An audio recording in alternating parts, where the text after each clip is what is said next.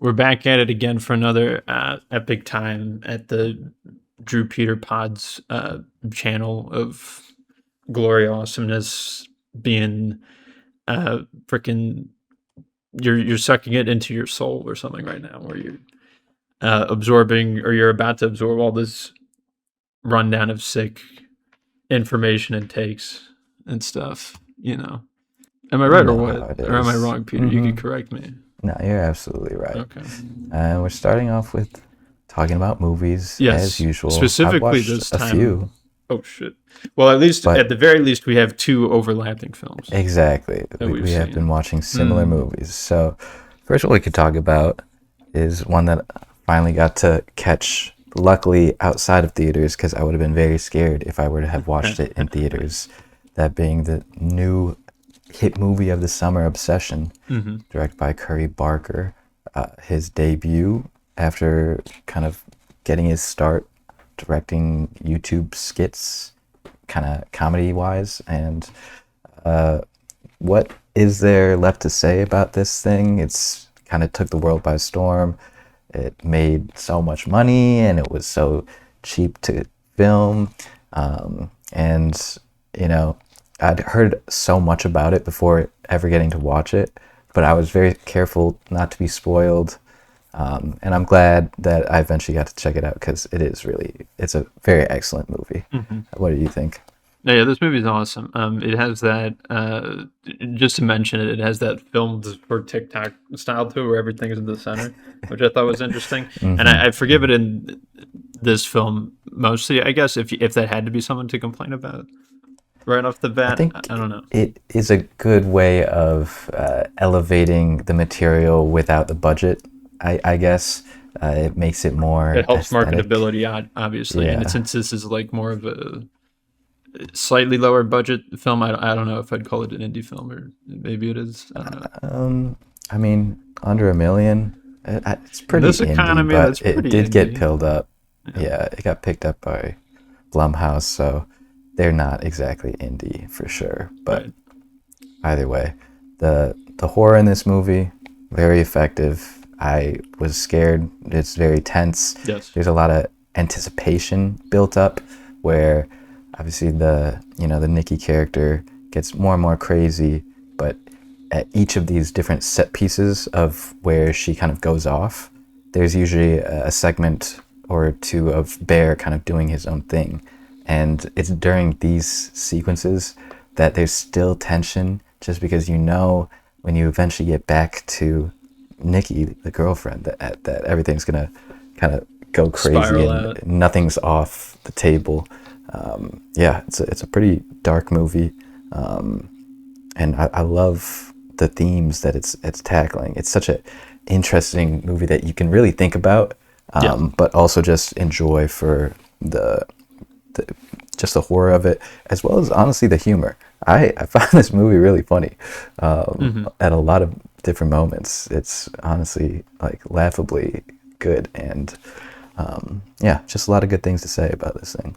No, yeah, I like it because it feels a lot more honest than many other films that come out and have been talked about. Like, it feels very precise and aligning with modern times and modern issues with the youth of the now. And it's been very interesting seeing and reading people's thoughts and takes on the various things. Yes, because there's a lot to talk about when it comes to like the whole relationship thing, and like who's right, who's wrong, and sort of that sort of thing. And reading into, obviously, Bear this is person wrong. represents this person in real life, or this type of person. So it's all interesting to see. There's definitely a lot of relatability in this movie. It's definitely really easy to watch it and talk about it with friends, and definitely helped spread word of mouth because of those reasons. But yeah, I think in general, it's pretty apparent who the bad guy is, and while he may be an understandable and relatable character in the beginning, it really just takes one bad wish, I guess, and you get to see the true colors. beyond that, many bad steps. Yes, along many the bad way. decisions. Yeah, and there's so Almost many. like every decision you can make, it's almost like the bad one every time, to some degree. But yeah, like the horror is great for this. Like you said, it's very unique, and it feels so different. Right, that's the main thing why it feels so scary. It's because even when there is like a jump scare, which there's maybe one or two of them in this movie, they're not like the traditional ones, like even in that way. But they have other methods of getting you scared and establishing like, oh shit, a thing might happen, anticipate it and get scared over it. So it's, as far as a horror film goes, it definitely succeeds at those aspects of it, which is always good to see. It's a great performance by Indy Neveready. Obviously, it's really she's good. been the talk of the really town. It's kind of her breakout role, and I expect to see her in a ton of things from now on. But yeah, all the performances really solid. Yeah, good score, great sound design. It looks good, despite the centralized framing. But I think it works, and I don't hold it against it. It's really impressive how it breaks the rule of thirds, much better this looks than its budget. Yeah. But yeah, definitely a lot of good things to say about it. Yep. But you have more movies to talk about. Well, we have an additional one that we've both seen as well, which we may as well yank that off both of our lists here, which is the Odyssey, which we both saw together. You've seen this more than once, though, right? I did get to watch it twice. Once in regular theatrical format and once in IMAX. Yep. And, hot take, it really doesn't matter. Just watch it. It's a great movie. Spoiler alert. Both of us really like this one. It's Christopher Nolan doing Christopher Nolan. This is maybe like the most archetypal story that he could tell. The Odyssey being one of the cornerstone stories in all of history. And his take on it, really good, really gratifying. Like a really kind of unique take. You're always looking for a Christopher Nolan movie to kind of have that twist or that kind of aha moment, and usually in the third act where something kind of turns around and makes you reflect on the rest of the movie. And there's definitely a moment like that in this one, and I really liked his kind of his take on this story, and as an adaptation, I think it's great. Yeah, it's awesome. There's like a billion things to say about it. There's a lot of discourse involving it, and there's a lot of discourse going in all sorts of directions, and it sort of reflects that whole like nothing can be in the middle, or everything has to be like a perfect 10 out of 10 masterpiece, flawless, or it has to be the biggest piece it should ever. So you're seeing stuff like that. I don't know. I want to talk spoilers with this, but before that, just in general, it's like like watching this film, it feels like the history of storytelling is going, like you're experiencing that, because it's just an adaptation of that story that is so, like, is archetypical a word? Archetypical. Archetypal. Fucking whatever. We're making up new words here, but you know what I mean. It's defined a lot of tropes, and like, I mean, literally any adventure where it's a group of characters going from one place to another, set piece after set piece, encountering threatening things. If it's like an action adventure thing, like almost all of them come back to this in some way. Not the specific movie, obviously, but the story that it's coming from. And this is just, I would say, overall a very good version of that. It recontextualizes a good handful of things from the book, and it makes strives to divert itself slightly from the source material in particular ways, in many ways. But the main thing, like thematically, and just to like form it as a more cohesive story, those differences I'm cool with. It's been a long time since I've read the book, so I'm not like that big of a like nerd fan person of it, but I could understand to some degree if you're like, if you think the original source piece is the coolest thing I ever heard, it's like one of your favorites, I could see people disliking it. But that's gonna happen for literally every book adaptation to film or to TV. Like there's always going to be differences. There's always going to be things they cut out or rearrange in order to better fit the screen time they have or just present for the medium. And obviously if there's, it being a book, there's going to be way more methods of interpretation. Meanwhile, if you translate that onto a film or a TV show, there's going to be like the scope of that wideness and interpretability is going to be a lot less.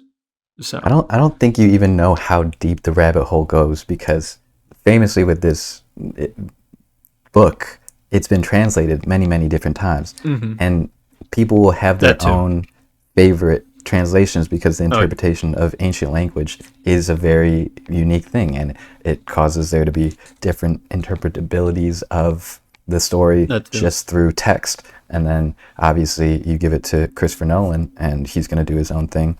I think there is fair criticism to be made that this is not a Greek adaptation of the Odyssey. This is definitely Christopher Nolan's Western take on it, and it's fair to wish that there was, a more faithful or they got to speak in Greek, and they got to have accurate armor, and they got to But then they weren't even speaking Greek back then. They were speaking other different ancient languages that were unique. Like the Mediterranean is such a vast, kind of huge historical time capsule that you could spend so much time. They weren't even speaking Greek. Were they even Greek to begin with? It's definitely Greek adjacent, but it's very different from the modern Greek language of today. Yeah, so that makes sense. As an adaptation, it's fantastic. It's a great big blockbuster. It gets everyone into the seats. It's the blockbuster of the year. It's well, there's also Spider-Man, I guess, that is coming out as we're talking about, and maybe I'll have to check that one out. But man, Tom Holland ranking it in this year. He's doing really well. Top 4 of the 4 highest grossing films. He's in it. Yeah, but hot take, I didn't love him in this movie. I think he was one of the weaker aspects. You want to talk spoilers?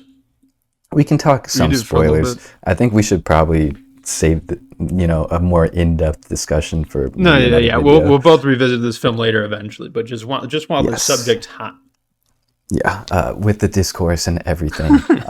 I liked the classical or the contemporary dialogue that was written for the most part. I think it's interesting to try and break cinematic convention in that way, where we're not going to be "Oh thee, thou, father, mother."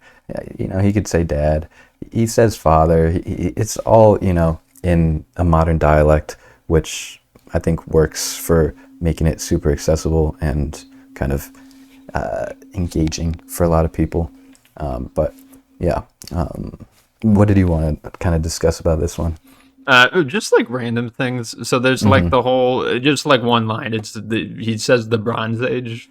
I forget if I don't think I mentioned this at the time we saw it, but that did bother me. And it was like, bro, they don't say that at the time. Yeah, that to me was like too far into like the expository, dramatic, over the top it's dialogue. So blunt. It's so fucking ending. It's like they don't fucking know it's the Bronze Age, bro. They don't know that.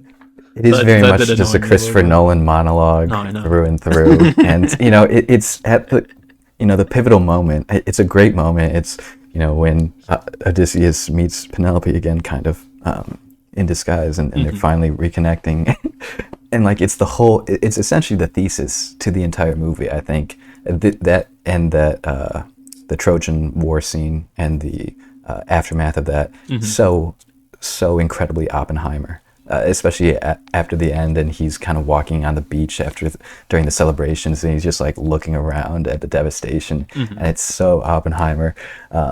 Really kind of cool to watch both of them, maybe as like a companion piece, and then also throw Troy in there just for good measure. Just to be good. Bro, yeah, that was interesting. Also seeing like on Letterboxd, it was like as the Odyssey was coming out, Troy also was in some of the more popular films of the week, just because people wanted to get the whole experience, but they're like so fucking different as movies. Where so Troy is trying to be like more like closely adapted to the book, You know what? Well, Troy this one is is not. What do Troy you is mean? very far from it. Oh, is it? Troy is not close at all because Why not? Achilles dies before even ever making it into the he never makes it into Troy. Bro. And you know, as the protagonist of that movie, they had to switch things around. Sure. And yeah, the fact that Menelaus dies before entering the walls, this movie is more accurate in that he is in the horse and actually makes it inside the gates and then helps open and break the walls of Troy. Speaking of which, Aura God. Fucking Agamemnon is so cool in this movie. Yeah. It's definitely, you know, kind of funny sometimes with how he looks and how, you know, It's he's Benny so Safdie out there. underneath, which is like not the most intimidating Also, dude ever, but no, like just no. in the armor, it's like okay. And you never see his face. buy It's it. never depicted. He's very much, you know, And he doesn't faceless, talk too much.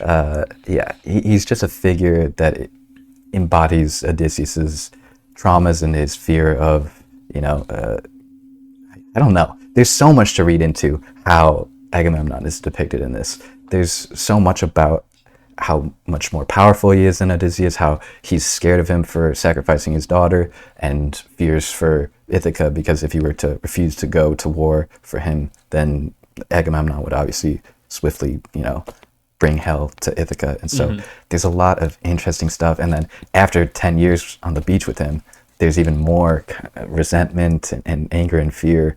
And oh, it's so good, especially at the walls when he opens up the floodgates and they all pour in. Such a good scene. But yeah, a lot of great set pieces like that. The Cyclops, obviously fantastic. I thought really cool. I thought the adaptation. Yeah, was, great sound and the visuals of it were really solid. The exact like plot piece of like they're trying to have the Cyclops encounter, but they're already recontextualizing how he gets cursed to begin with is not actually about the Cyclops, and then they don't have the whole pun with nobody and there's not multiple Cyclopses. So like it's again very different from the book. And I think it works, cool honestly. Like I think it is much more streamlined. The very distinct kind of Act 1, Act 2, Act 3 of this movie is very legible. It's very digestible. Most of the Odyssey takes place in Act 2, and these are all kind of probably like all-timer sequences from Christopher Nolan. The Cyclops, the Circe, the pigs. I thought the Lastrygonian giants, the big metal guys, was really cool. Very out of nowhere, but I think that's kind of the point. I kind of felt like a lot of because the Act Age 2. of Bronze is ending. Yeah, exactly. Iron or metal armor or whatever the fuck. Act 2 definitely felt almost like a dream. It felt less like an actual we're lost at sea, and more like we're in some sort of they're in hell turmoil. And it's very effective at depicting that and making that come across to the audience, I think. Robert Pattinson is also really awesome in this film. I love it when he plays like slimy weasels. He's really he's so good in this. It's so funny, and especially at the end when he's trying to, get everyone, get the shield, get the shields, get the spears, hit him, and he's just staying. It's the same shot, it's the same camera angle, and it's like every time. It's honestly the entire third act.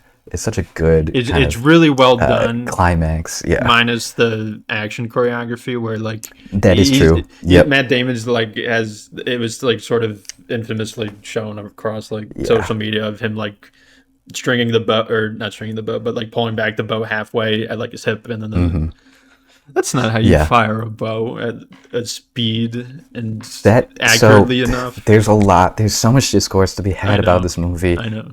In ancient times, people did pull the bow to their chest, and it is just a messy choreography at the final scene. So I will give you that. But all of the moments and the payoffs from all the setups and earlier in the movie, they all come to fruition. That musical bow when it lines up with the soundtrack and he strings it at the end is such a good kind of goosebumps moment.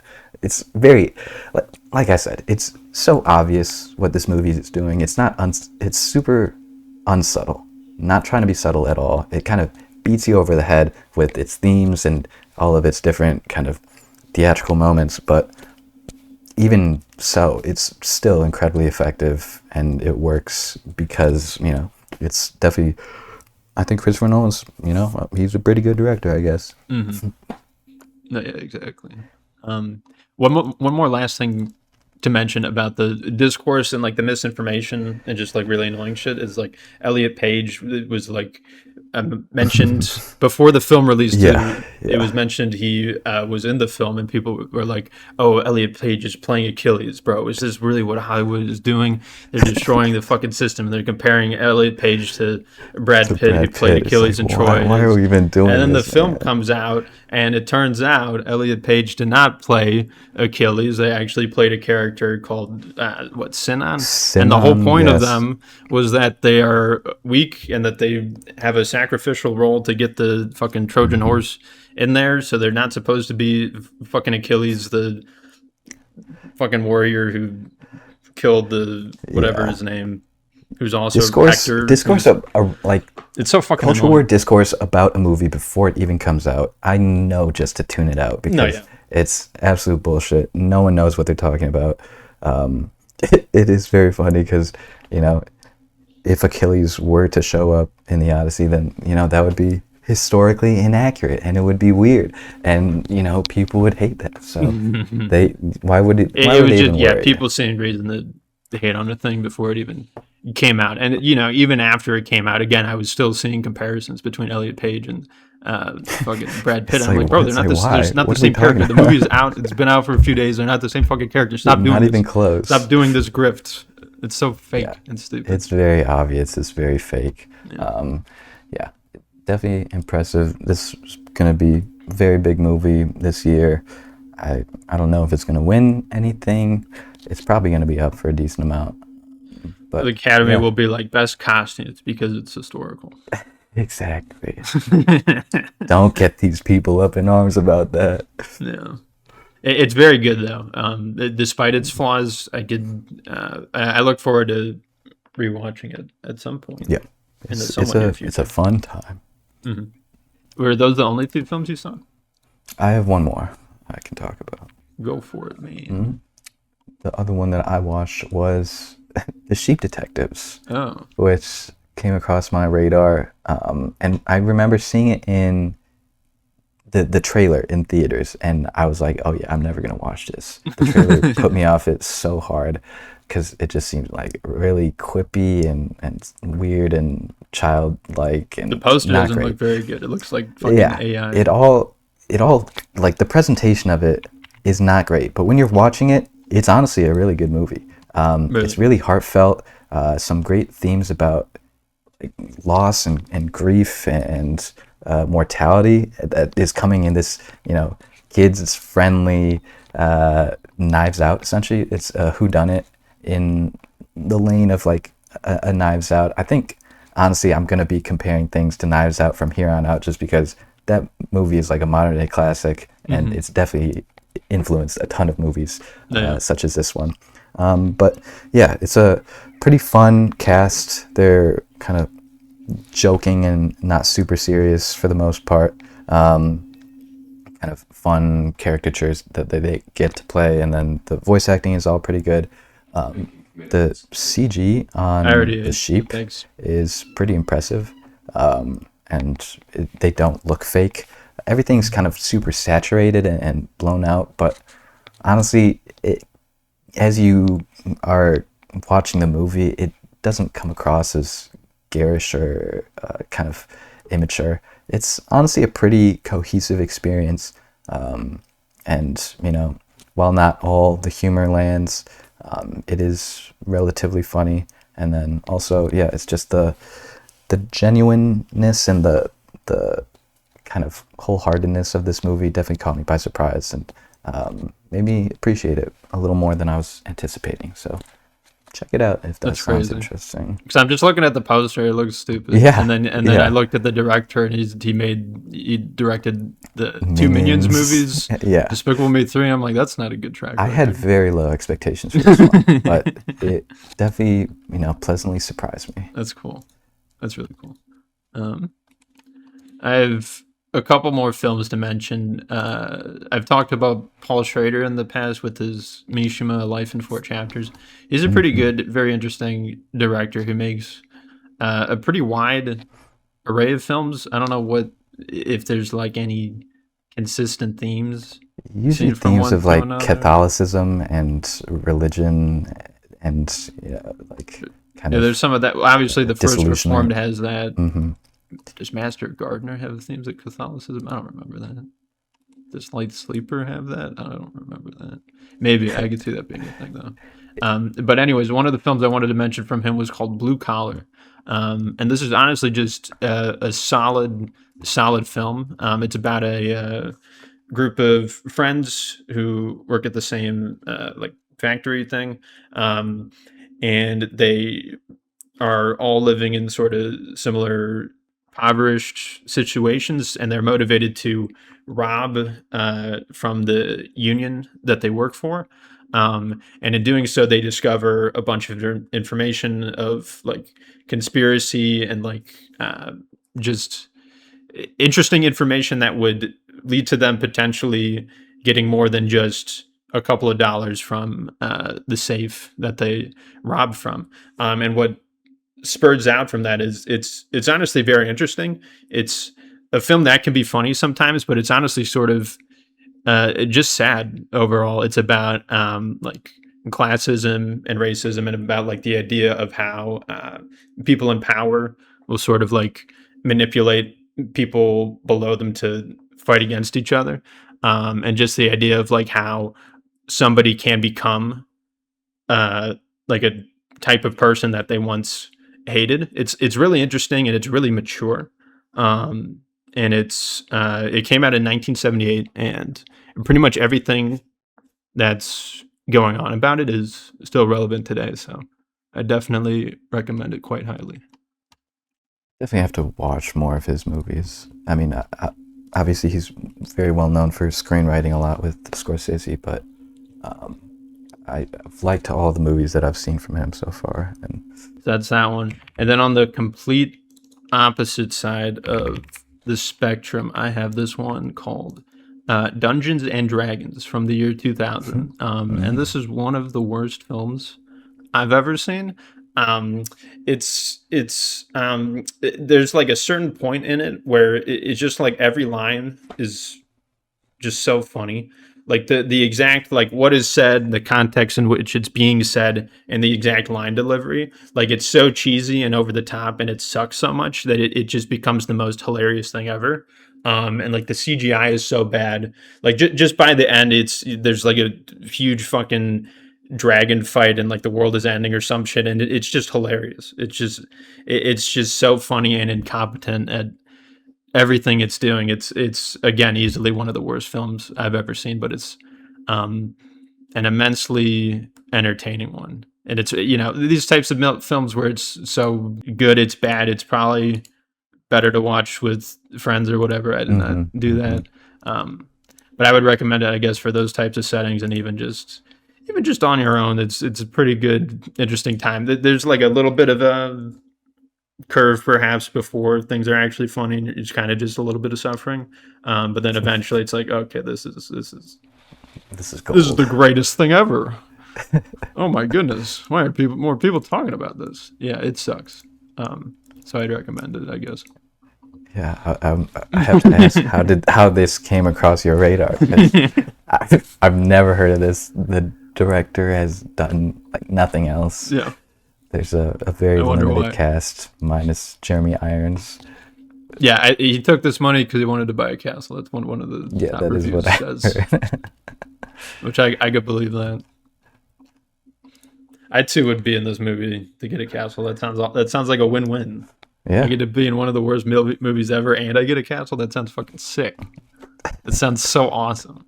But what a payday. Yeah, no, I know. All right. That's the film section, though. On the TV, I got nothing. I got nothing either. So, Bro. on to video games, which I somehow have not played anything during the entire month. Oh my god. Or you're not about to make me be the only one who talks for the next 4 hours. I'm sorry, brother, but Don't apologize to me. Apologize to our dear listeners who hate my voice. All right. Let me pull a backlog. I should have done this earlier. He's been gaming. Bro, I've been gaming. I could technically talk about 6 games, but I'll spare people for now and only talk about 4. All right, so one of them, actually a couple of them, actually no, only just one of them is one that I've talked about before. It's Fire Emblem Awakening. I went back to it again. This time I did Lunatic Plus. I talked about how I wanted to try it out however many months ago now, and somewhat recently I was just like, let's do it. I'm in the mind space. I'm thinking about it. I'm thinking about how cool it would be. Or whatever, and I ended up doing it, and I enjoyed it a lot. The early game is super fucked up. It's like stupid hard to the point where you have to be very precise. I mean, sort of Lunatic was this way also, but Lunatic is just Lunatic Plus is just even more so that way, where you have to play the early chapters in a very particular way, and there's not too much wiggle room. Basically the main difference is that like enemies randomly have different assortments of skills that vary from like they deal more damage, they resist damage from certain weapons, they can move through your units, they have 100% chance to attack you, or like on the player phase they'll always attack first, and they can have a combination up to like 2 of these at random. And it just like completely changes the way you play the game, because without Lunatic Plus you could just like look at an archer and be like, oh, this archer enemy can only attack from 2 tiles away, so I'm gonna just have one of my melee dudes go up and slap him and then kill him. But then in this game they could have counter, which would make it so that any archer, if you try to go up to them in melee range, you will take an equal amount of damage back to your unit that you deal to them. And they could have stuff like that, and they could even have like Aegis Plus, which reduces the damage they take from like bows and magic, which is that's just like the fucking most annoying combo ever of Aegis Plus encounter, where you can't attack them in melee, but you can't attack them in range. I mean, you can attack them in range for like swords, axes, and lances. That's sort of the only way to go about them. Otherwise, it's like chipping them down with like 4 fucking mages and archers, and then finally one last melee strike.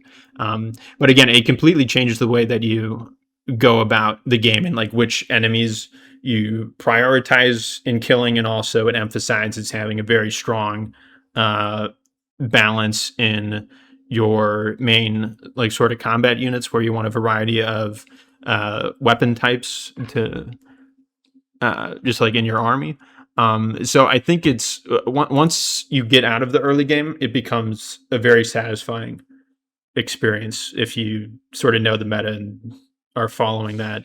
Again, it's still tough, and it remains that way through most of the game. I had complaints last time about the final map being AIDS. It's just a matter of like your approach to it. Like this time I just treated it as rush the boss and try to manipulate my character's stats in such a way where I just took him out in 2 or 3 turns or something.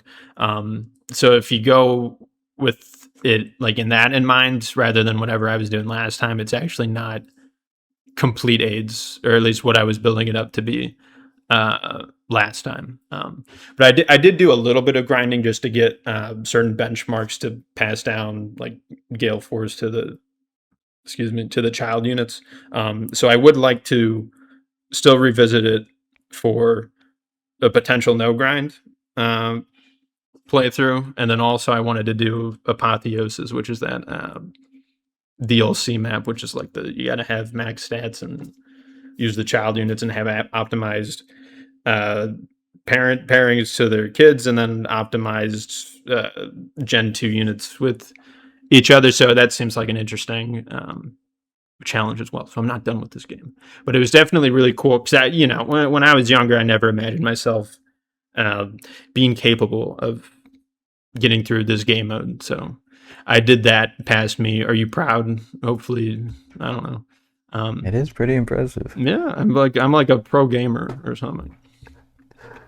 Soon I'll be doing challenge runs. I'll be doing Ironmans and fucking the 0% growths or negative. I think growths, we just have to become Fire Emblem YouTubers. I think that's the only avenue. I think that's the method. Uploading it's. I mean, I feel like if I had to focus on one game series, it would be the only one I could reliably. Yeah. Because I'm cool with replaying Awakening a bunch. I'm cool with replaying Fates and Engage a bunch. Mm-hmm. I'll talk about Three Houses every once in a while.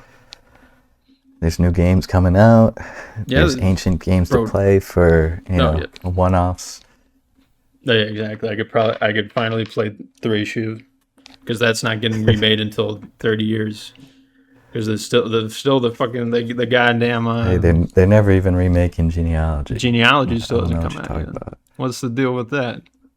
They finished it 5 years ago. They're just sitting on it. What is the deal with that? They finished it before Engage.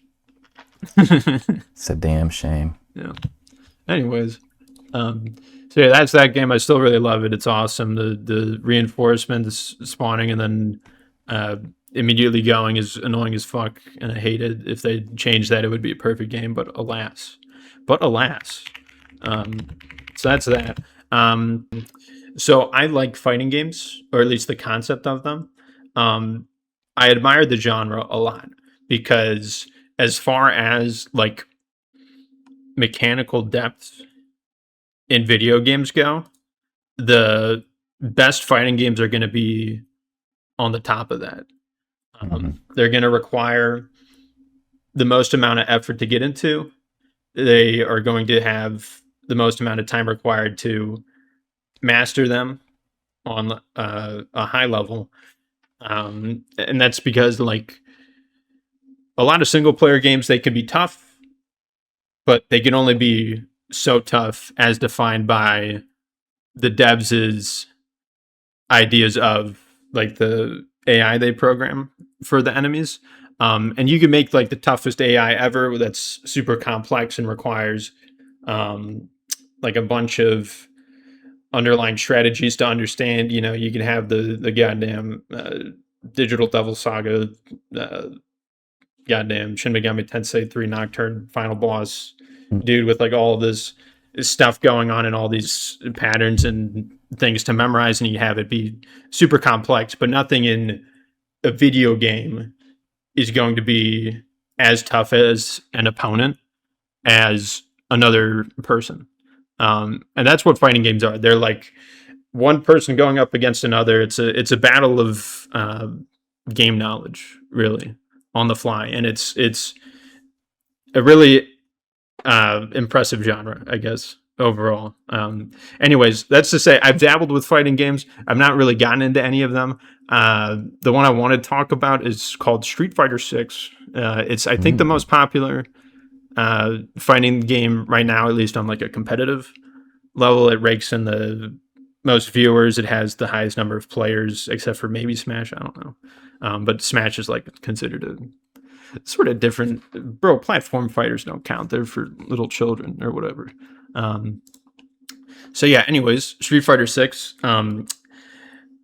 I was thinking a lot about this video game, or like I was thinking about getting into a fighting game or trying legitimately to do that. Because I played a little bit of Guilty Gear. I've played a little bit of Grand Blue Fantasy versus Rising. And I've even played a little bit of Street Fighter when it came out. But I've never truly gotten into any of them.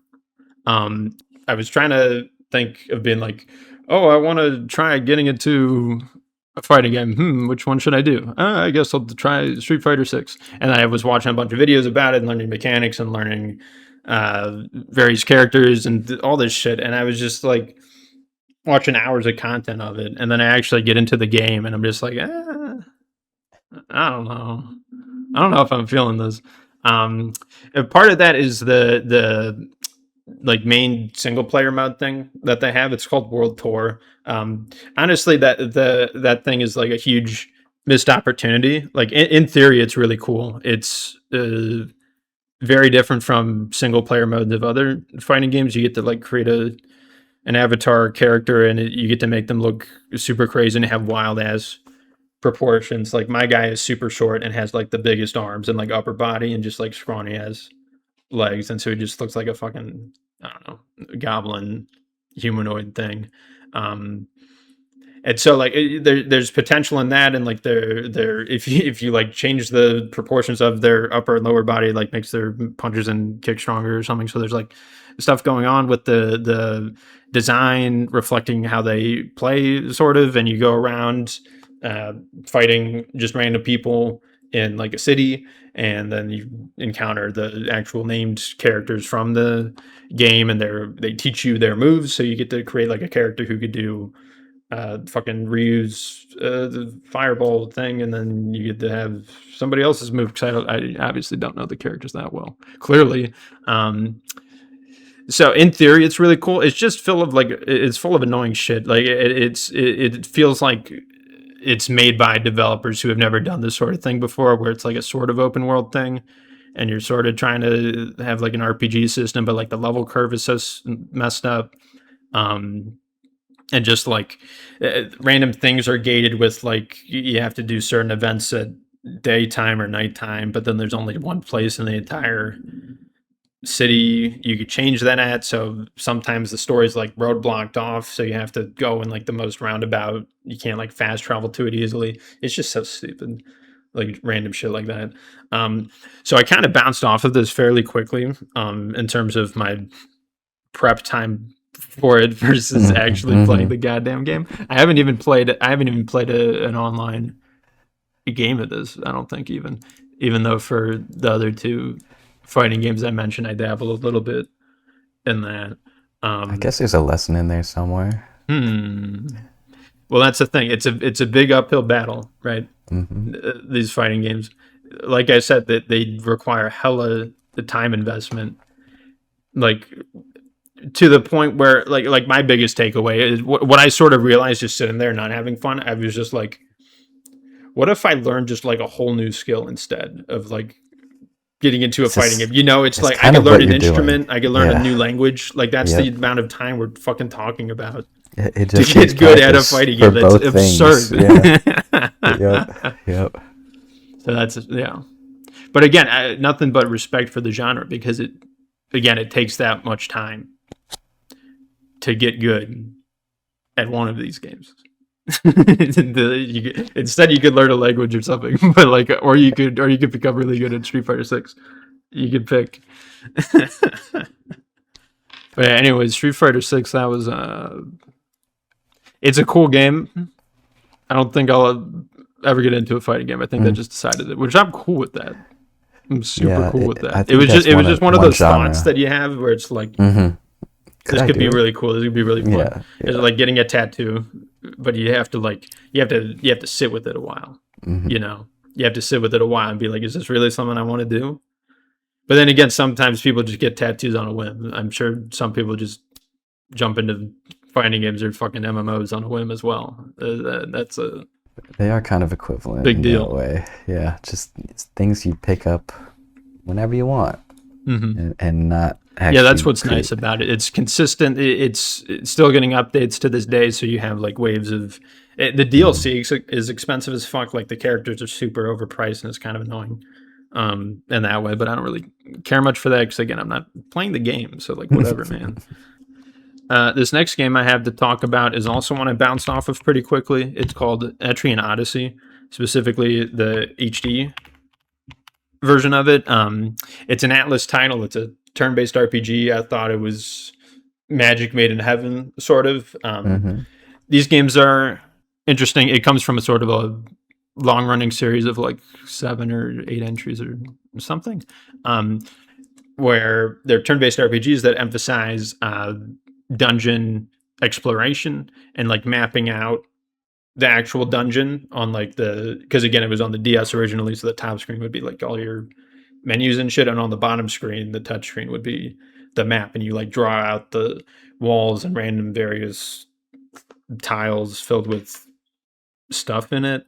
And so I could see myself like another version of me. Say instead of playing Fire Emblem Awakening, I played Etrian Odyssey. Instead, I could see this game like defining me. You know what I mean? Or like the series defining me, and just me falling in love with it at that point in time in my life. But like when I was playing this, I played it for like an hour or two, and before I put it down, and I was just like, I don't know, I wasn't feeling it. You know, I was like, I don't know. I didn't feel encouraged to learn a whole new system that didn't really. The game doesn't really help you learn what's going on with it. I feel like you need to get some sort of like supplementary material, which is always a little bit annoying. I have a game that I'm playing right now that's sort of like that, but I was capable of getting beyond that because there's so many resources for it, and there's so many people that hype it up beyond that. So, but for this one specifically, yeah, I don't know. It was, it sure was a thing. It's not a bad video game at all. I don't think. I obviously didn't get super far into it, but I'm also not on like I don't know. I didn't care much for it. It was insisted upon itself or something. If I had to have any complaint, I have to make one up. Because again, it's not that bad. Again, it was originally for the DS, and mapping it control-wise was a little bit weird on controller. I feel like the optimal play may have been your strategy of Cyberpunk, or like you use mouse and keyboard and controller whenever. You use controller for the menus and the combat and moving around, and then when you want to draw out the map, you use the mouse, I think. But I never tried that. I didn't get that far. Or I may have thought of that idea. I may have thought of that idea as I was playing, and I just didn't feel like trying it. I was just like, no, I don't want to. Which I guess reflects the state of mind that I was in for not only this, but also Street Fighter 6 of like, I want to try this thing. Nope. I want to try this thing. Nope. So I did a little bit of that this past month, but it eventually led to good places, particularly in the thing I'm playing right now, which I'll save for talking about next time. But before that, I did play another game thingy here, that being Yakuza 5 Remastered, which of course is the sequel to Yakuza 4 Remastered. And this is, you know, in general, in summary, it's more of the same. Good story. The combat's not very good. The mini games and side content, supposedly this from this game specifically, is some of the best in the series, but I did not really experience that at all because I didn't care to. I just sort of wanted to, I don't know, it was almost like a rip the Band-Aid off situation, even though again I like overall enjoyed this, I think, mostly. But I don't know, people hype up the side mode in this game. I wasn't really feeling that. There's like a mini game chain of them where you have to drive a taxi and you have to start and stop the car, or else the passengers will get pissed off, and you have to wait for people to cross the road, and they'll appear like out of nowhere, and you have to like stop at stoplights, and it's just like, it's not fun. Driving isn't fun in real life. Why would it be fun in a video game? Obviously it's not good, or at least when you have to obey the fucking laws and shit. You know, in GTA, I'm sure driving's fun. In Cyberpunk, driving is, I don't know if it's not the most fun part of that game, but it's more fun than this. And then there's another minigame thing where it's you're hunting in like the winter wilderness, and you have to set traps and shoot at deer, and sometimes bears will appear, and it was just boring and annoying. And so it's like, I don't know, the main side content I wasn't really into, and like in the story itself, they force you into tutorials for that, and just like the whole time as those were happening, I'm like, just please make this stop as soon as possible. I do not care. I just want to beat up dudes. I want to see the tough guys say dramatic shit to each other and then punch each other and rip off their shirts and reveal the tattoos, which symbolize something about them. And then they fight another dude, and then they get shot in a cutscene because it turns out one of the dudes present had a gun the whole time, and they like just didn't know about it, or they didn't think about it, even though they've had guns in like the past like 40 fucking scenes across the past 5 games, where like there's always a gun. Somebody has a gun always, even after you're done beating the shit out of people. And even, you know, you fight against another person, and then just like another side villain or main villain will show up, and they'll have a gun, and they'll skip out on the fighting because you beat the shit out of somebody else, and you're both exhausted, and they have a gun. So there's still that problem from like Yakuza 4. Which is like a little annoying in this one. But like even besides that, the story is quite good in this. I think it is better than 4 overall, where 4 had you played as 4 characters. In Yakuza 5, if you could believe it, you play as 5 characters, which is crazy. So 3 of them are characters you've played as before. One of them is a character who's existed in the past games, but you've never had direct control over.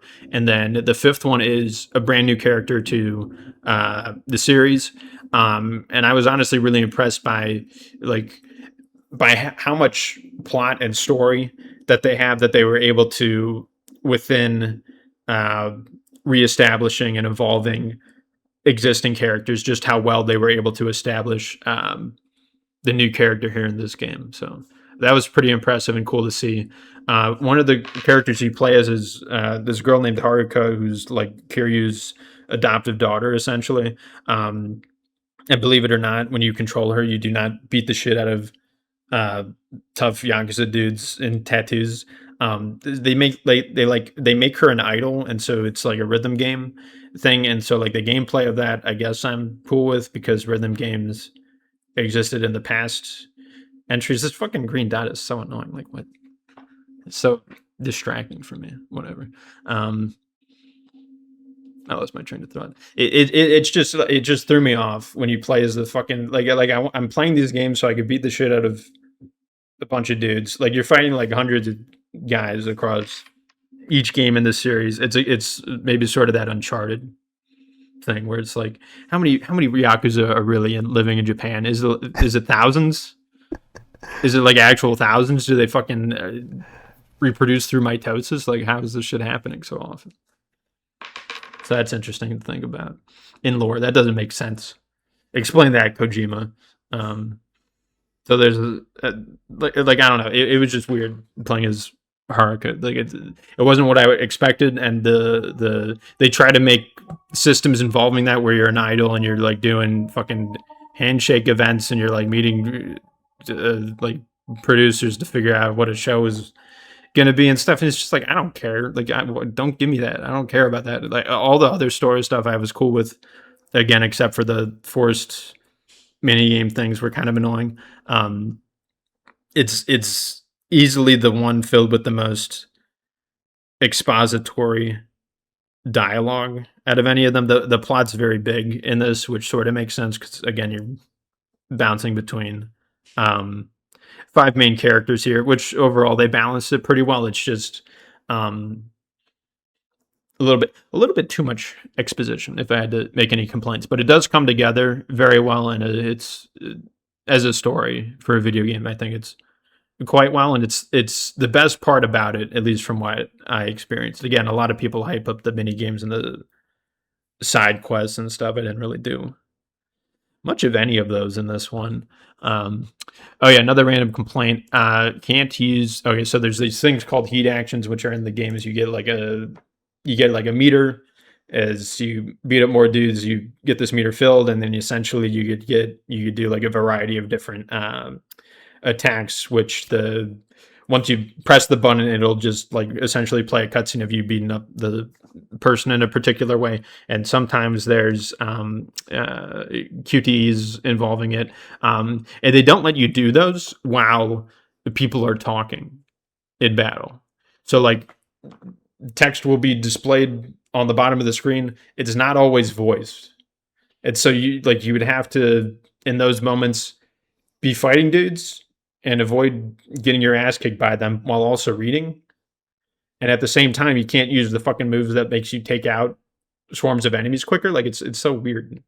It's kind of annoying. It's like, what the fuck are we doing? So that was kind of annoying. I feel like they could have just got all the dialogue out by the time, like, just in cutscenes, like right before they're already playing cutscenes before the fights break out to begin with. I feel like whatever dialogue you're saying, because again, I couldn't fucking understand what was the dialogue being exchanged because I was focused on not getting my ass beat. and also questioning why can't I use heat actions, until I realized, oh, once the dialogue from the bottom of my screen goes away, I could actually beat the shit out of guys in a reasonable way. So that was silly. I think that existed in 4 and maybe previous entries, but I'm not really sure. So that was something. But yeah, I look forward definitely to playing Yakuza 6, and then that will be done with the core series, and then on to the reboots and the spin-offs and other stuff. Very impressive. You're slowly making your way through it. I keep seeing, what's the one coming out soon? The Stranger Than Heaven, which is like a I don't know if new, I've seen anything about that. I don't know if it's gonna be like directly related to Yakuza, but it's they've done made in the same avenue. Yeah, they've done other stuff like what's it called? It's like you play as a detective or something. It's like the same studio, but you play as a detective. I forget what it's called. Let me look through my Steam wish list. I think it's in there somewhere. Judgment. That's what I was thinking. Yeah, where it's like, I mean, that combat-wise seems to be very closely aligned to Yakuza, but it's like there's sort of a mystery thing going on that's sort of surface level, but I think people like the combat of those more than the Yakuza games, even though it's sort of similar. So, because there's 2 of those. So maybe this one, the Heaven thing, will be akin to that. So that's interesting. Who knows? These developers seem like they kind of just do whatever they want and whatever is fun for them. So they can make fucking Pirate Yakuza or the man who forgot his dick at the lemonade stand. They get to do whatever they want, and everyone will purchase it because they just. It's definitely a series where people are like bought into it. You know, where people are like super fans of it. Mm-hmm.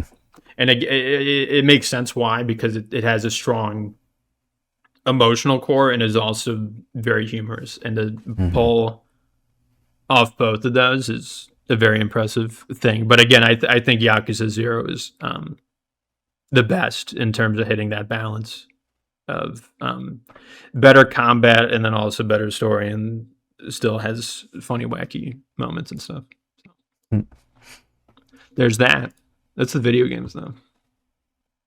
Which was your favorite out of the Yakuzas so far that you played? 0. It's got the most going on. It's the first one I played. It's a dual narrative. It's a prequel, and it just establishes super well who the 2 characters are who you're playing as. Where you have the silent, badass, stoic man of few words, but also like simple and just like really cool Kiryu, who's like one of my favorite video game characters. And then you combo that with Majima, who's just the complete like opposite, wild, crazy, hysterical. Like they're almost like Batman and Joker sort of, but like if they were rivals more so. Yeah. Rather than like mortal enemies, you know, where like sometimes they are enemies, but sometimes they're friends. You know, it's really interesting, and their dynamic changes from game to game. Enemies to lovers. There's hella. I've seen a decent amount of fan art involving the 2 of them in particular maneuvers. It's rather it's a fairly common ship as far as the. It's probably the most common ship in the series because it's a series. They got a whole game about it. It's you got hella dudes for like the ratio levels. It's probably like probably like for every one named female character, you have like 20 or 30 named dudes. If you don't include like every single Yakuza dude, like random Yakuza dude you go up against will have like a generated name. I don't know how they do that, if that's like predetermined like in the story, like for certain locations, like this random trash mob enemy dude will always have this name, or if it's like randomized in some way, I have no idea. So if you don't include those, if you include only the actual characters, it's probably like 20 dudes for every one female character. So that's interesting.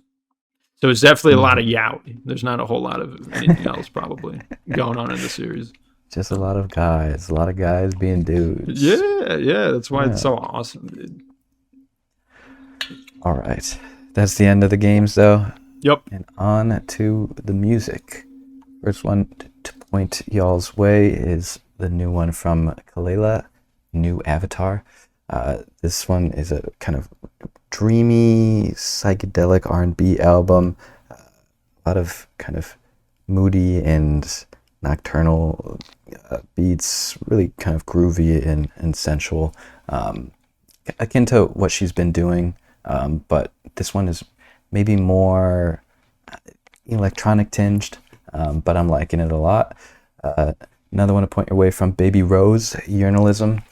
This is just pretty solid pop soul, neo soul, R&B stuff from Baby Rose, who is pretty known for her very idiosyncratic voice, akin to an Ella Fitzgerald or a Nina Simone, kind of old-timey voice. But this one from her, pretty solid. Nothing too special, but a fun, catchy listen.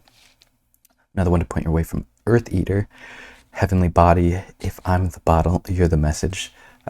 This is a really kind of beautiful, lush art pop album, really kind of strange and alien in some ways, but also very intimate and gorgeous. Interesting cover art, but yeah, really I was about to say, I wonder if that'll be okay on YouTube.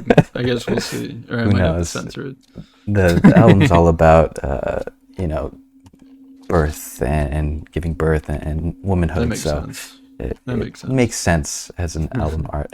But another album to point your way from Narasta Steel, My Skyscraper. This is, I think, a compilation from them.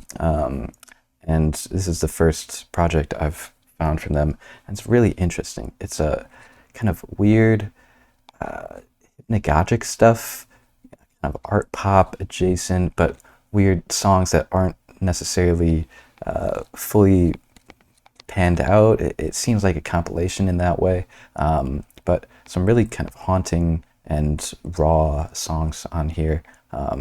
Pretty beautiful and some kind of interesting club elements too. It's just a really kind of weird avant-garde album to point your way if you're interested in some niche shit like that. And then another album from Steve Lacy, who finally releases his third album, Oh Yeah.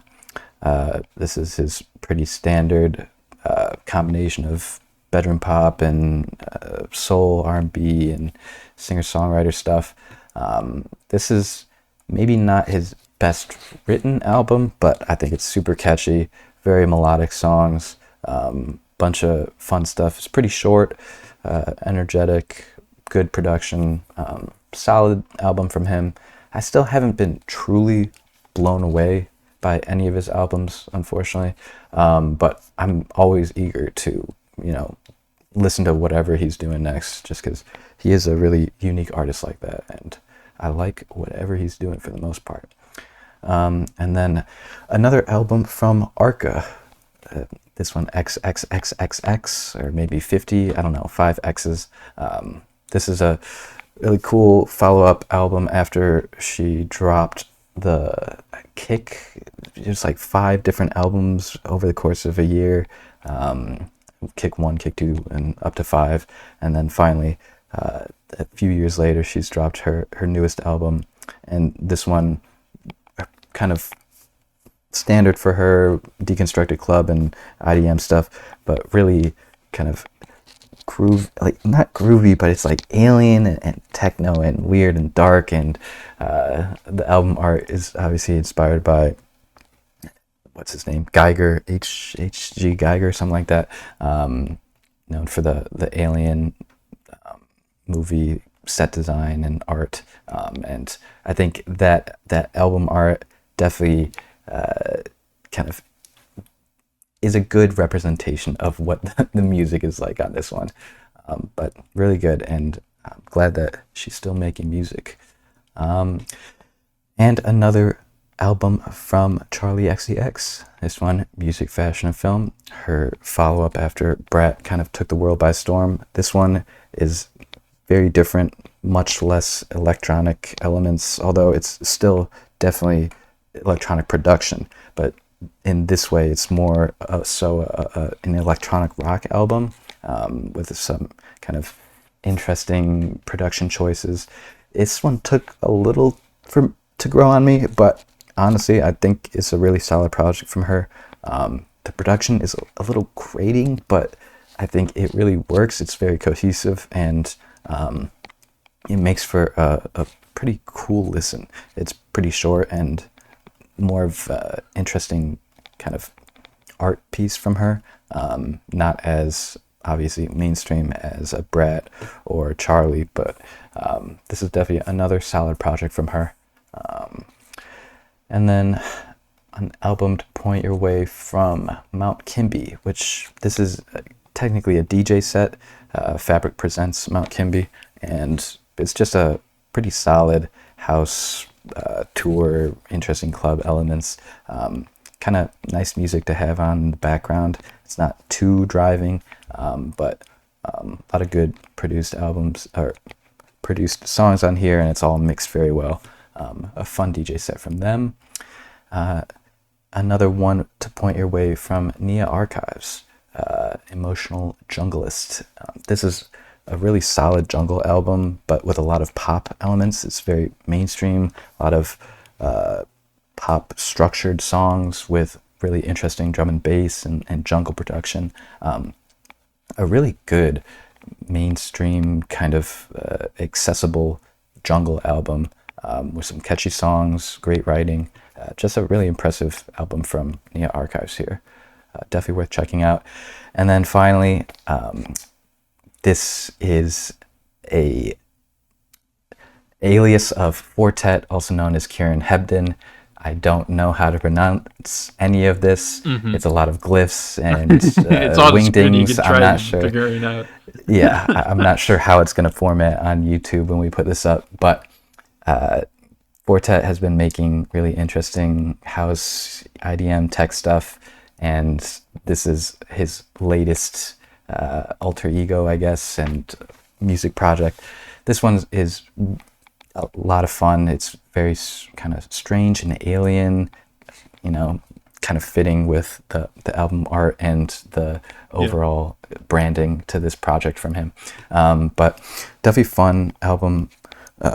Really cool production, strange, kind of surreal and weird, but also catchy, some cool driving stuff, very kind of club elements to it. Just another solid project from him if you're ever interested in kind of weird electronic music, but pretty catchy stuff in general. But that is the end of the music for me.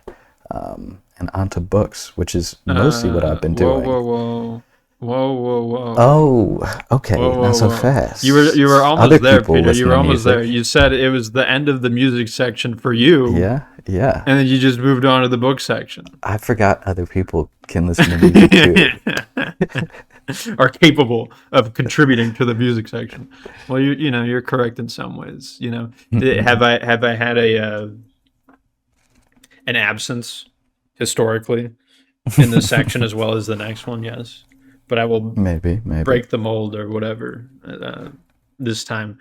But mentioning a couple things. First of all, that last artist you just mentioned, most pretentious name and album name I've ever seen. Just like, why would you do that? You're like trying to gatekeep your own work, I guess. It is really interesting as a choice because he is he's very in the know. Like he does guy. Production for everyone. It's just one guy. He works with everyone. He does his own stuff. He has multiple different aliases that he releases stuff under. This is just the newest one. It's not even new. He's already released music under it, which I had previously come across years ago and had no idea it was him because it's just a bunch of gibberish. And I remember seeing it come across my feed. And I'm like, what is this? So it's effective in that way, maybe. Yeah, it 100% stands out where... Waiting for a thing to... Siren to shut up. If you do find it somehow, if it does come up on your feed, it's going to stick out. Yes, definitely. Exactly. Both the actual album cover and also the name of it. And don't get it twisted. All of the singles, all the songs are titled in the same way. So I clicked into it on Spotify because I had to look it up myself just to see, like, is this real? I can't even like look it up and get consistent results. So. I know. The only way I've been able to do it is try and copy and paste it from one place to the next. And it'll be in the description for people if they want to copy and paste it for themselves. So but yeah, that sure is something. Anyways, for actual things I have, I have been listening to a little bit more music than usual because I am mostly caught up, I guess, with the D&D campaigns that I've been wanting to watch, and that was the main thing that was replacing my time that I would have otherwise been spending listening to music. So now that I'm done with that, I'm actually able to listen to music, sort of. And something that's sort of been on my back burner is this dude, Elliot Roberts. He's a YouTuber. He mostly reviews and talks about and analyzes sort of just musical albums, especially stuff with the Beatles, which is how, I've watched him. And he has like these sort of deep dive videos where he goes into like the solo careers of each of them and breaks down like each album and also like what historically was going on with them at the times and like other collaborations that they had and like, oh, they were in this film or like involving themselves in like this direction at this point in their lives as this album was coming out. So he makes like really good videos about that sort of stuff. And he has this one playlist called Elliot's Ringo Starr Solo Highlights, which obviously out of the 4 members of the band, Ringo is definitely, the weakest link in terms of his voice and in terms of his songwriting potential. But this playlist here, it actually gets a pretty good, it says in the actual title of it, Solo Highlights. It actually gets a pretty good fucking highlights of his thing, and I was actually digging it. The obvious standout is goddamn fucking Photograph. It's easily his magnum opus. But other than that, it's still filled with like a lot of songs. Don't expect like to hear like every single song on this playlist, which there's 39 of them. Not all of them are gonna change you and like affect your life in like a super huge impactful way, but I think like as just a set of songs from the solo career of a musician, I think it's a solid batch here. And I think I have gone through Ringo's solo career, so this was sort of a nice string of like, here's all the main beats, here's all the main stuff that you don't necessarily want to be missing out on if you care at least a little bit, and then maybe some personal picks from him mixed into that. So it was nice to listen to there. I enjoyed it so much, I'll probably revisit it at some point. And then another thing on my back burner was this dude, Bob Dylan, who's a perhaps more prolific individual singer-songwriter. And I listened to his entire discography, bro. So that is a lot of albums. Yeah, he's got a decent amount. He also has a lot of, on Spotify, he's got a lot of live stuff, and then he has this thing called the bootleg series. He has a lot of those. I don't know what those are. I think they're like demos of songs or like some live. I guess they're mostly live stuff. Also, I think so. He's got hella fucking live songs. I haven't listened to any of those. Maybe I will. But I've listened to every single major album of his in the past couple weeks, I guess. And I gotta say, I've grown more fond of him over time. I feel like there's a strong adjustment period required to even just be able to listen to his voice and be okay with it. Because I remember, first hearing it, and I'm like, this dude fucking sucks. I hate hearing this, and I wish my ears would explode. The only album I really felt that way about coming back to it was his first. Honestly, you could just skip that. There's literally nothing redeemable about it. It's just him as a kid, like yelling at shit somehow. I don't even know how he got that one made. But from his sophomore album, The Free Will and Bob Dylan, up into Desire from '76, that's honestly a pretty good string there. I mean, you could even, if you wanted to listen to the albums that matter, you could do from his second one until Nashville Skyline, and then skip a couple of them, and then do Blood on the Tracks, Desire, and then call it. Because honestly, after Desire, there's not really much going on with him. There's still a lot of albums. He's got hella albums after that. Have you you just listened to one time through every album and then went on to the next? Have you replayed any of them? No. I've started doing like, bro, don't laugh at me. I'm new to the music stuff. I mean, this is a very unique way. People do that. No, you have to. I think for me, I have to listen to the songs hella times before I'm like, I enjoy this.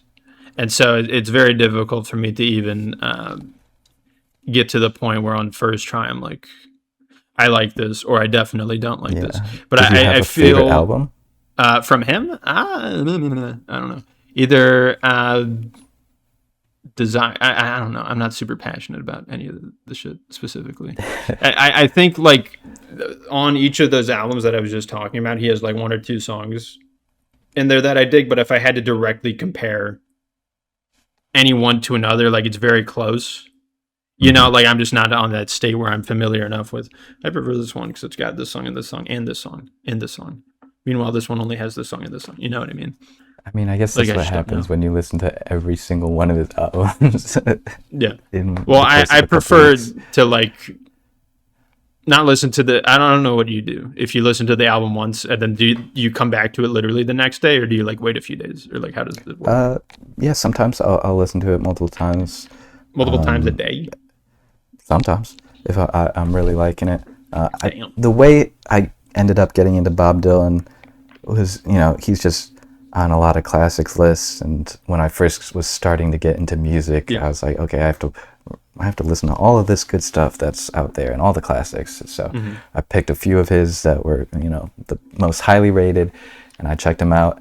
I do understand it took me a little while to get into him, and my favorites of his have been Blood on the Tracks and Blood on Blonde, and those are the ones that I will constantly come back to because I think they're really, honestly, perfect albums. And he's got a few more. I've really liked the Freewheeling Bob and Highway 61 and all of those stuff. He's got classics, no doubt about it.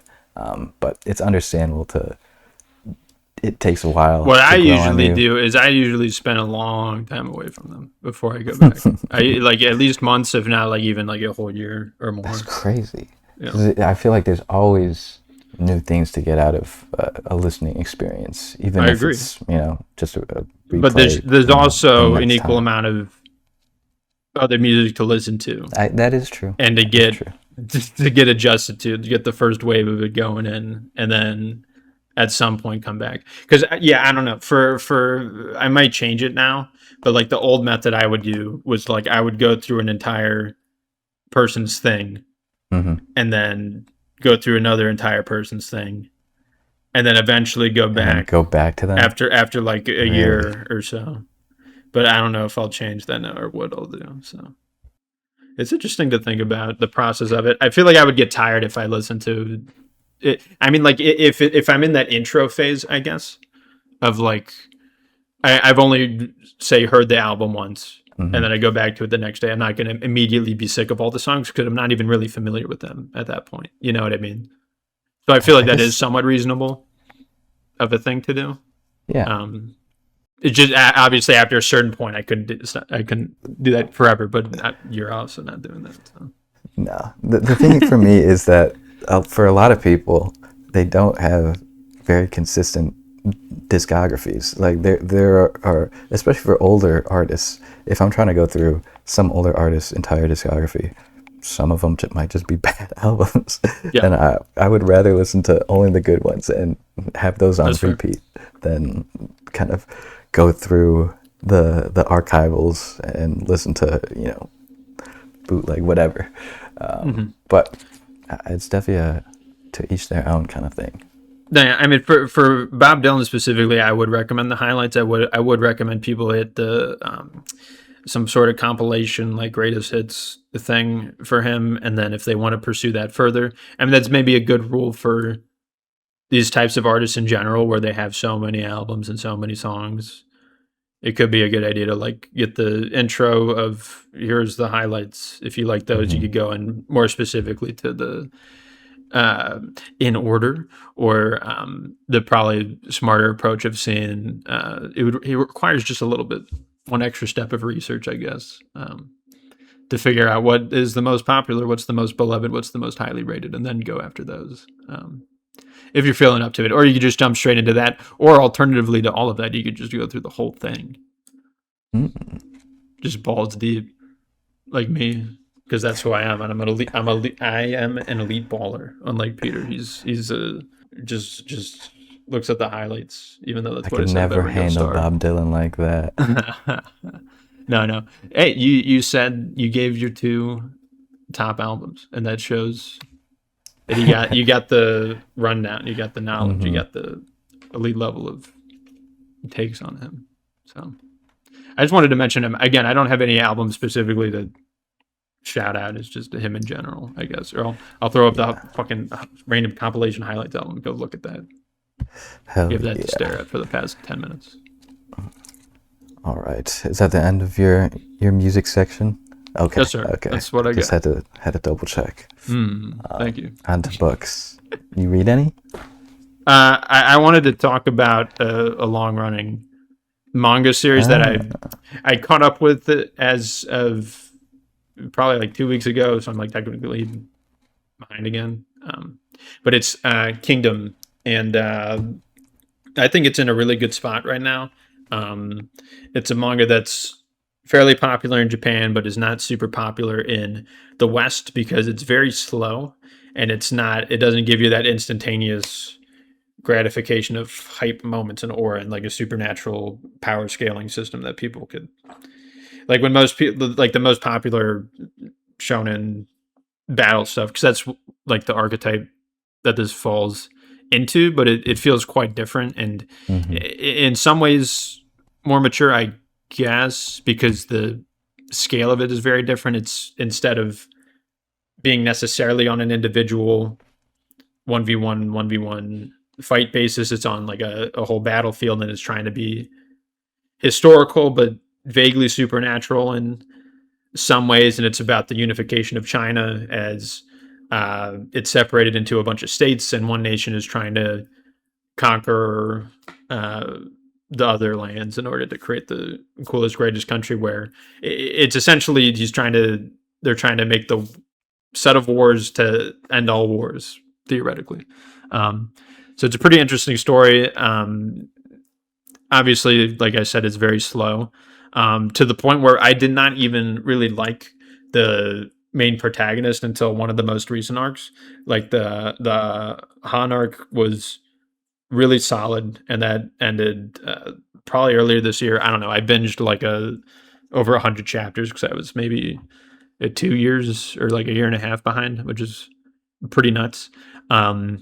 And binging it was really good. And it's at the point right now where I'm more interested in what's happening in Kingdom recently compared to One Piece, which that's the first time that's ever happened.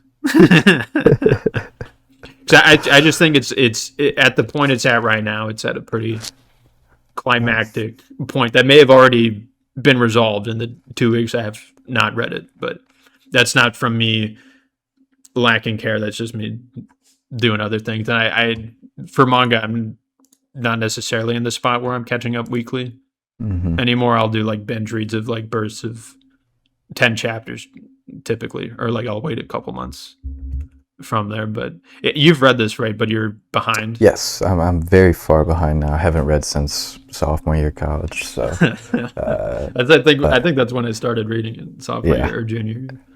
And I remember it was very cool. It is, like you said, I don't know. It's like if a Game of Thrones was a battle manga in that kind of big, kind of epic historical scale. But yeah, very cool. I remember there's some great moments with like payoffs of setups from hundreds of chapters ago. So yeah, it's one of those. Very cool with the kind of slow boiling tension and release. But I'll have to catch up eventually. I remember there's like 500 chapters when I first read it, and Now there's I was double like, that. there's still so much to be told. No, I know. How does it feel for you now? Do you think there's still a lot left? Yeah. There's still a lot of shit they need to do. Damn. I feel like, but again, like the most recent arc that just finished is really solid. It's one of the best that has come out in the series, and the one that's happening right now is also really awesome. So it's a series I highly recommend. I think it's really cool. Again, it's very different because it's slower and it's focused on like the wider battle of like I don't know, like tactics and strategy on the battlefield of like tens, if not hundreds of thousands of armies going up against each other. So it's really interesting. And again, it tries to be historical in some ways, and it tries to be supernatural in others. And I think overall the balance of that is quite good. It's just like my only thing preventing me from this being like my favorite thing ever is that it's less character driven than other things in the same sort of shonen battle stuff. But again, even though like in most recent arcs, the main character has actually become somebody who I like quite a lot as a character, and just to like see the growth, which again is super slow, but I think the payoff has been quite solid so far, and I'm sure there'll be more of that in the future. So I'd recommend this if you have the stomach for it. If you're a real person with a real soul and you don't care about that instantaneous gratification stuff, because again, it does take a bit to get going. Yeah, the payoffs are good though, so go into it with that. That's the only book I had though. I'll let you speak. On my end, I have a handful of books to talk about. I finally finished up Lightbringer, the most recent book in the Red Rising saga from Pierce Brown. The book 7, the final book, should be coming out this year, I think. But it's another cool entry. Definitely a stronger entry than the last one. But this one, Darrow's still up to cool shit. There's a lot of consequences here. Big kind of upheavals to the power system, and the different characters that eat it in this one that I was not really expecting. So a bunch of good stuff to appreciate in this one, and excited for the end of the series. And then another book to talk about. This one you might know of to some extent. This one being The Big Sleep by Raymond Chandler, which was adapted into a movie in I don't know when. I think it was Humphrey Bogart in that kind of era. So 60s, 50s, 60s. When was Humphrey Bogart doing stuff? But yeah, like 50s, I think. This is the first in the Philip Marlowe series, who, another movie that was adapted was, which one is it? Who directed Nashville? I can't remember. It's The Long Goodbye by Robert Altman. Yeah, Robert Altman. And yeah, this is the series. Philip Marlowe being the private eye, and this is the first book, The Big Sleep.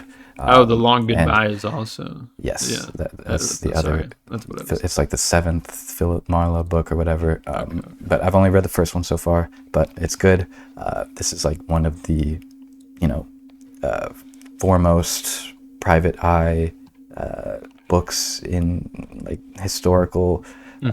It's just very, when you think of private eye terminology and the pace of it, the mood of it, the noir aspect of it, a lot of it comes from this book. All of the lengthy descriptions of women and femme fatales, and then also a ton of descriptions of the different characters that he finds himself involved with. A lot of different kind of double takes and unique plot twists and stuff like that. It's a bit of a convoluted plot, but I think in the book it all makes more sense, and Marlowe is a very interesting character, very dry and very standard private eye if you think about what historically a private eye has been. Because you define that archetype. Exactly. Like he is a bit of the archetype for this one. So it was cool to check out this one. Would recommend if you're ever in the mood for kind of a serialized fiction, interesting kind of crime caper. And then another one to point your way, this one, The Centaur by John Updike. And this is a new favorite for mine. I thought this was a masterpiece. Really, really excellent. Came across my radar from my brother, who has done a deeper dive on John Updike. This Centaur is a bit of a short novel with a loose retelling of Chiron, as in the centaur from Greek mythology, him being a teacher to heroes and stuff like that. But it's very loosely inspired by that. It's like a modern retelling where Chiron is just George Caldwell, and he's just a teacher at a small high school, and his son, who loosely takes the place of Prometheus in the tale, is just kind of going through school. And the real magic of this book is how it's written. It is just one of the most extravagantly well written books I've read. The prose is just beautiful. It's like art, and it was impressively easy to read. I normally am somewhat intimidated by books like this, where it feels like the prose might be a hindrance in my enjoyment of it, because it might take too long to read, or might make me use too many of my neurons.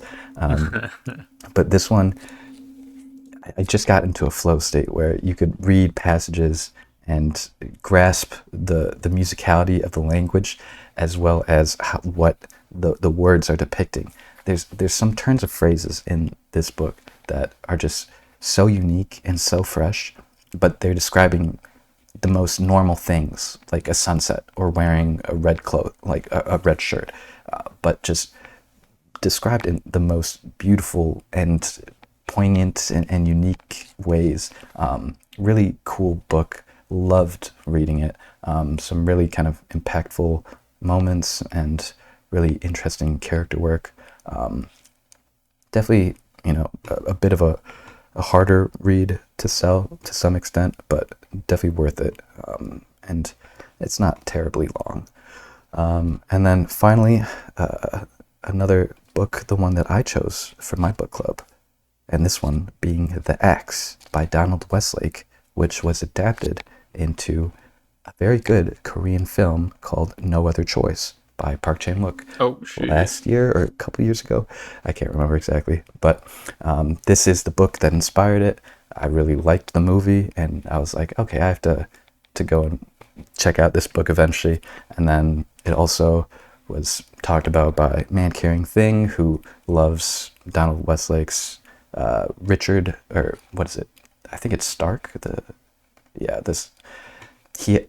So Donald Westlake has an alias that he writes under, Richard Stark, and he has a series called the Parker series, which is about like a kind of, I think it's like a mercenary / hitman character who's doing crime in New York or something like that. But supposedly that series is very good. But I checked out one of his standalone novels called The Axe, which was adapted to No Other Choice by Park Chan-wook, and both of them are very good. I love this book. It's so excellent, honestly. I think I like this book maybe more than the movie, but the movie is excellent in other ways, and I have to rewatch it because they're both really, really excellent, and they inform each other really, really well. This book was released in '97, and it's so timely and poignant. The ways it's describing... Have you watched the movie yet? You did, right? You haven't? Okay. But the concept of it, where a guy gets laid off and he is looking for a job for years, and then eventually comes to the conclusion that the only way that he can get a job is by killing the people who are applying to the same job as him. And so he comes across their... it's so good, honestly. He slowly becomes more and more evil and not evil, because it's all told through his inner monologue, and everything he's doing is completely justified. He's such a terrible, like, irreliable narrator, but his explanations for why he's doing these things, it makes sense. And he's very, cold and calculating, and to some extent very warm and very self-centered, and it's such a unique character to have this book be from the point of view of really fun to read and kind of dig into his idiosyncrasies and his hypocrisies, because it's very much a kind of, oh, if I can't have it, no one can. And he's a very self-centered character like that, but none of that is ever present in his inner monologue. Everything he's doing is because he has to do it for his family, and he can't tell his family, he can't tell his wife, because she wouldn't understand, even though she's asking, and we're going to marriage counseling because everything's falling apart, but I have to do this. I have to kill the others because otherwise I can't get my job. If I can't get my job, I'm no one. There's so much more to it than that, and the writing is so good. It's so funny, honestly, at how much of a dork this main character is, but some of the the things that he ends up doing are literally jaw-dropping. It's just like the strange brutality of some of the kills. Really, really excellent. Love the themes of, it's very kind of anti-capitalist, anti-working. It's very interesting in the criticisms it has of elite power having hold over the job market, and by cutting costs, everything looks better. But then eventually, if no one's hiring, what happens? And it's this interesting kind of unique other world. It's like a strange Elseworlds kind of thing, where the world is equivalent to the US, but it's at a time out of place, or it's a place out of time, so to say. And yeah, just can't say enough good things about this. Super fun, really kind of gripping, easy to read. The crime and the whole, it's almost like a American Psycho in some ways. It's really interesting. Really like this book. Highly recommend. Also pretty short. Good as a standalone book. Yeah, highly recommend it. That's awesome. Now I have some even more things on my Goodreads. Hey, I took a month off of video games to read books, so yeah, maybe you could do that eventually. But I don't know. But games are so cool and awesome, man. Yeah, exactly. That'd be interesting to do someday. But it's very difficult to do that because there's a lot of game stuff going around if you want to transition to YouTube. Specifically, there's some news regarding a game that we're interested in. We've already talked about it a little bit, but there's been some more information revealed about it. There's this game called Fortune's Weave, which is a Fire Emblem title. They had a direct literally today and earlier before we recorded this. And in that direct, they revealed some rather interesting things. What stuck out to you in this? Well, it was interesting because out of 20 minutes of content, give or take, there was like 5 minutes that is just a tutorial of how to play Fire Emblem with like, you move and you position units and you use different weapons. I'm like, bro, this is the 14th, 15th game in the series. Yeah, like, I'm pretty sure everybody watching already knows that stuff.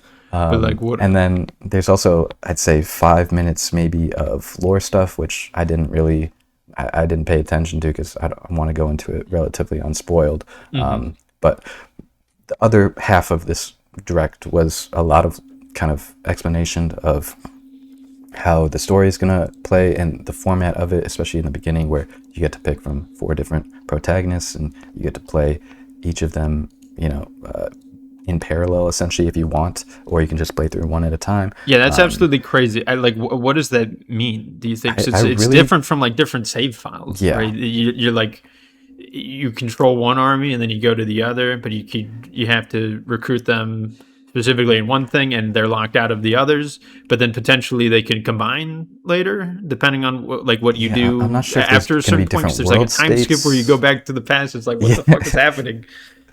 Oh hey, this is what the power of Switch 2. They can do it all. Oh my god. They can design for everything. Well, it's they also showed off some of the the monastery or the city that is going to be the centerpiece to hub. A lot of the and also navigating the map and how the dungeons. The map looked really cool. Going around and stuff. I am cautiously really optimistic about the map. I'm cautiously optimistic about the whole thing, but that includes the map. The map really reminded me of the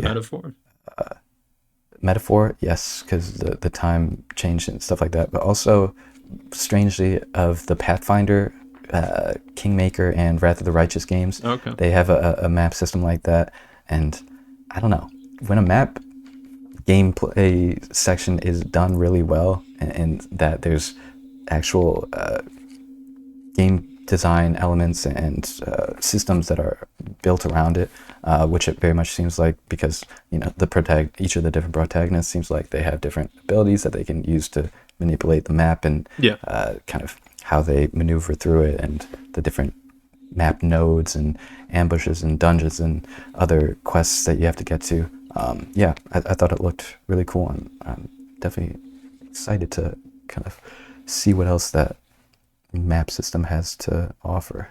I'm looking forward to that, and again, I'm just so stuck and caught up upon the idea that you could swap from one protagonist to another, because what we were all thinking was that it was going to be like Three Houses, and that you pick one character, one group of characters from the start, and then you stick with that, and then to experience the other people, you had to do a whole other run of the game. So it looks like you could just get that experience of everybody's thing in one sort of big campaign, which would be interesting, and I guess that's what I'll maybe try to do. Yeah, for this time around. They are but not it depends. Necessarily designing so much for the replayability as in Three Houses, where you have to do like 3 to 4 different playthroughs if you're going to get everything. But even so, it seems like the different protagonists will have their different crews, or at least their initial their 2 or 3 members. Their retainers. But I assume that maybe the larger cast of characters will be more universal across the different.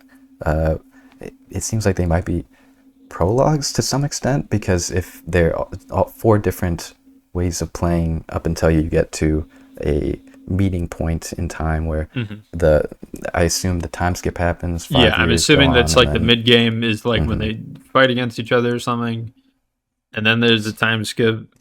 But then you go back in time. I don't know how that's gonna work. I kind of turned off the direct after they were discussing what happens after the. Oh really? Yeah, literally the last 5 minutes. It's fucking crazy. It's crazy. It's out of nowhere. People have been speculating what the Avatar character is, what Sothis is doing, and they sort of go into that there. It's really fascinating and out there, and just whoa, what? Is this what this game is? Okay. Because it's fascinating. It completely changes the way that you look at how the game might be. Is it somewhat akin to an Engage, where there's you have the different worlds colliding and such that the emblems of heroes, or not in that way. No. Okay. There's not gonna Marth's not gonna show up and be like, I'm here to help you, best friend Sid, or what the fuck is the main character, or one of them, Kai. I'm here to help you, Kai. Thanks, Marth. Let's team up. What a strange departure Engage was.